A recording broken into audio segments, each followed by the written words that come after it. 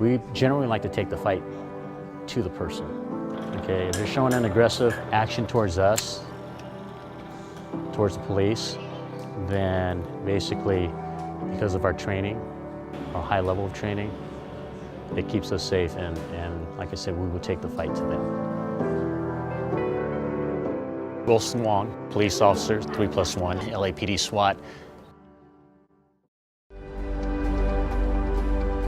I have worked with the top 2% of the department, and these are officers that have also dedicated their lives to this unit, which has made it a goal of a lot of young police officers to get here. And like I said, it's a very arduous selection process to get here, and it's not easy just to step into the SWAT team. I was that person that basically went into law enforcement and took the tougher jobs. Had 3 years of college, didn't finish college. Wasn't really driven to go in that direction. I was driven more towards working in the outdoors and basically dealing with bad guys. I grew up in a community of a lot of bad people, and I didn't like that.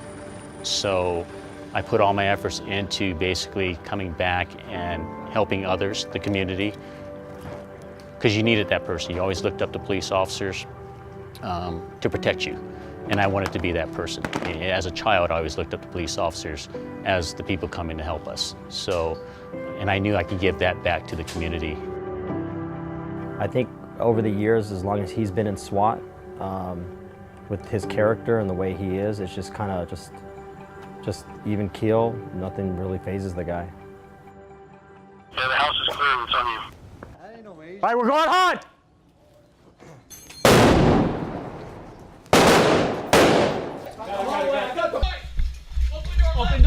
Open door left, Will. Step right, step right. Open door left. Left one.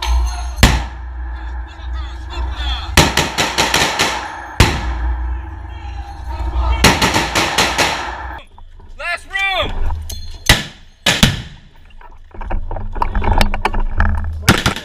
I do this more than anything I've done in my entire life. When I leave work and I go home, am I thinking about work all the time? Yes, because I'm pretty much married to my phone, and if it rings and my my services are required somewhere, then I'm in my car and I'm headed in that direction. Do I live it 24 hours a day for the last 22 years? Yes, and I'm just used to it. Since my dad's job requires him to be on call all the time, I remember us going to Thanksgiving at other people's houses, or going to baby showers or even weddings, and my dad would have to drive separately from us and drive his police car just in case he got called out. And I remember plenty of times when we were eating dinner as a family with the whole family, and he would have to go and he would get called out just because someone was doing something stupid in LA, and he would just have to jet over there. And he never complained, he never said anything. It's just he accepted it as his job, and it was sucky for us, but we realized that too. Like, that was our part, was being okay with letting him go and doing his job and helping other people, and we would just have to miss him for a night. Initiate.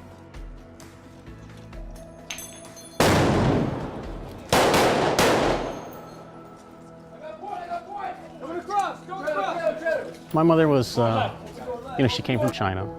She worked as a seamstress, and I remember growing up, she worked very hard.